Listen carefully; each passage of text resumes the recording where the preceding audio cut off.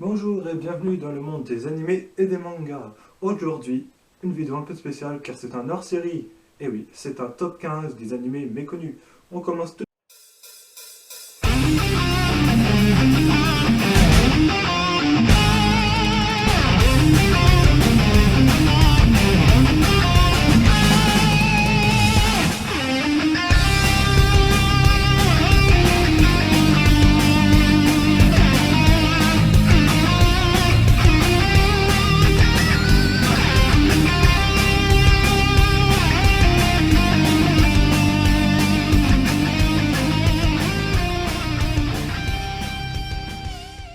En premier, nous avons Last Exile, un animé de 24 épisodes du studio Gunzo qui comporte une seconde saison. Cependant, cette seconde saison n'a aucun rapport avec la première. Cet animé a aussi été créé pour les 10 ans du studio Gunzo. Pour ce qui est de l'histoire, c'est simple. Nous suivons deux orphelins amis d'enfance qui veulent suivre la voie de leur père respectif, c'est-à-dire traverser le Grand Stream.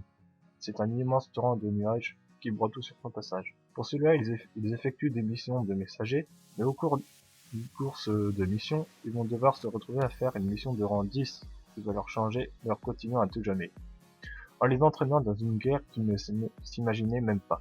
L'histoire est assez originale, je trouve, et l'univers est vaste et riche. Cependant, les personnages, eux, ne sont pas assez développés, et aucune évolution se fait voir au cours de ces 24 épisodes. Mais il reste quand même un très bon animé à voir, car moi ce qui m'a plu déjà, c'est le côté un peu steampunk de l'univers. Pour conclure, je dirais que c'est animé à voir au moins une fois, car il le mérite, et il est inconnu.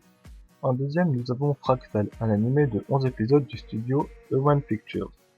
Cet animé est original pour son univers, mais aussi pour son opening peu commun.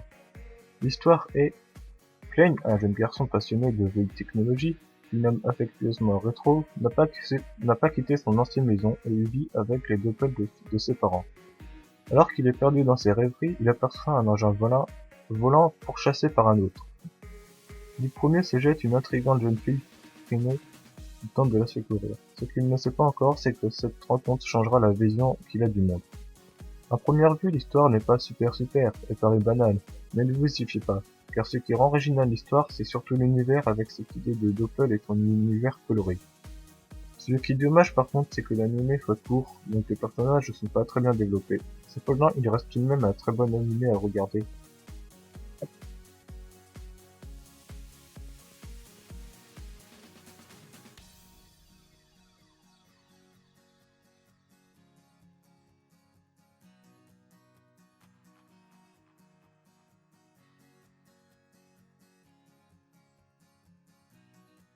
En troisième dans le classement, nous avons Katana Gatari. Vous vous doutez sûrement de quoi ça parle? Eh bah oui, bien sûr que c'est ça. Ça parle bien sûr de l'histoire de Katana. Alors, pour faire simple, je ne vais dire que les points forts de l'anime, car je n'ai pas trouvé de points faibles. Bien sûr, c'est à vous de les trouver après. Alors, les points forts sont déjà son graphisme, qui est assez original et simple par contre, mais je trouve pas que c'est faible. Ensuite, l'histoire, elle est sublime, avec beaucoup de retournements de situation. Le héros est franchement classe, par rapport à d'autres animés où les héros sont pas très classe. Là, franchement, je dis chapeau bas. Franchement, c'est un animé à voir. Il comporte 12 ou 13 épisodes, je ne sais plus, mais il est simple à trouver. Alors franchement, je vous dis, allez tout de suite aller le voir. En quatrième, nous avons Gothic, un animé du studio Bones avec 24 épisodes, qui mêle mystère, amour et action dans un animé policier. On suit l'aventure d'un garçon se nommant Kujo Kazuya qui va faire la rencontre de Victoria, une fille mystérieuse à l'allure de poupée.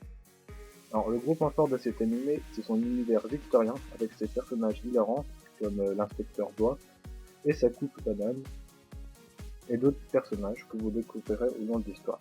Au cours de ces 24 épisodes, on va plonger dans des enquêtes policières vachement passionnantes et intrigantes. Moi je vous le dis, c'est un animé à ne pas louper, faut à tout prix que vous ayez le voir. En cinquième, nous avons Sayonara Tetsubo Sensei, qui fait partie du studio Shaft avec son style qui ressemble énormément à Monogatari Series.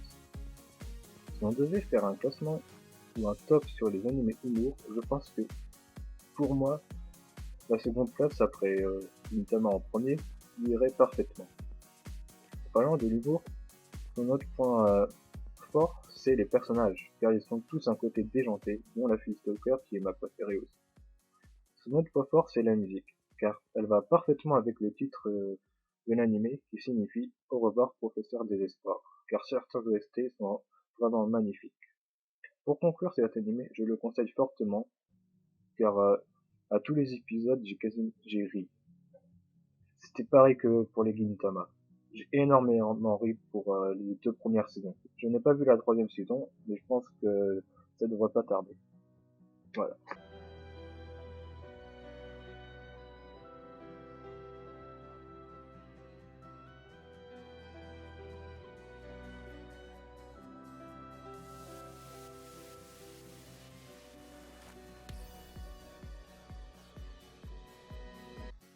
En 6e, nous avons Wizard Barrister, un animé du studio ARMS sorti l'année dernière. Il comporte 12 épisodes.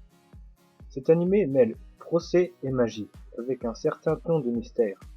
Si vous êtes fan de Phoenix Wright et que vous aimez la magie, alors vous serez servi, car celui-ci dose très bien les deux. Il arrive aussi à mettre dans l'ambiance des procès. Je me suis même cru dans Phoenix Wright à un moment donné grâce à un certain OST. En bref, foncez le voir, il vaut le coup.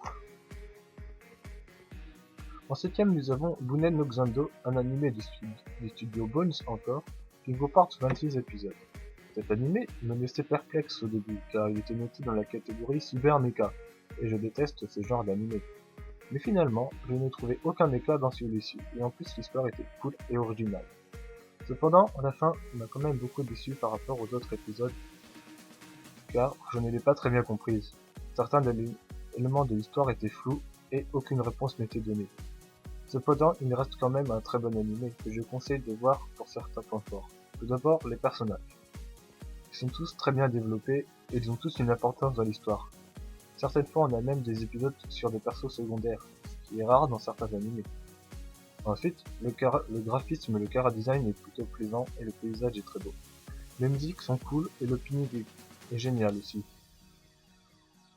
Enfin bref, malgré quelques petits défauts, je le conseille quand même vivement d'aller le voir. En 8ème, nous avons Basquatch, un animé de 24 épisodes des studios Satellite. Pour vous aimer cet animé, voilà 2 mots simples, mecha et basket. Ils ne vont pas du tout ensemble, n'est-ce pas? Eh bien dans celui-ci, ils sont ensemble, et je peux même vous dire que l'histoire n'en est pas tachée en plus, car le concept reste très original et génial. Je devrais même plutôt dire original. Allez, sans blaguer, cet animé vaut le coup d'œil rien que pour le concept, et ainsi de suite pour son design assez américain dans les graphismes. Vous n'aimez pas les mechas, allez quand même le voir, car c'est du jamais vu et il vaut quand même le coup d'œil. En 9ème, nous avons Studio, un animé du studio Kyoto Animation, avec 24 épisodes. Tout à l'heure, quand j'ai parlé d'animé humoristique et de top, eh bien j'ai oublié de préciser un animé dans le podium.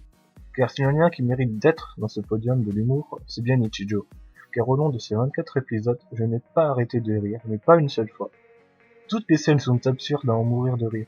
Et je pense que je le mettrai en ex-aequo avec Gintama, car il le mérite vraiment. Et si je dois le décrire, c'est un slice of life avec pas vraiment d'histoire, mais avec de l'humour à tous les épisodes. Et il n'a aucun point faible, mis à part qu'il est lent au départ comme Gintama. Mais c'est tout, car sinon les personnages sont tous hilarants, les musiques sont très bien utilisées dans cet animé, et le chara-design est assez enfantin, mais pas pour autant gênant. Donc je vous dis tout de suite d'aller le voir, car il le mérite vraiment.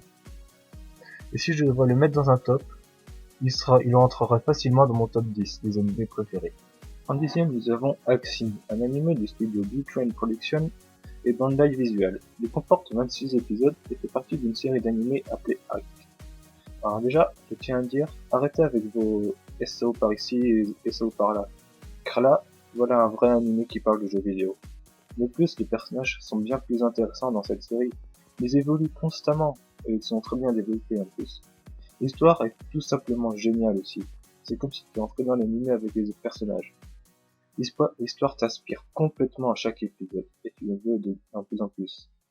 Le seul point positif, enfin négatif que j'ai trouvé à cet anime, c'est la qualité de la vidéo. Mais ça, c'est normal, vu qu'il date de 2002-2003. En bref, je le conseille fortement pour sa qualité et son histoire, car il surpasse de loin Sword Art Online et Yogurisen.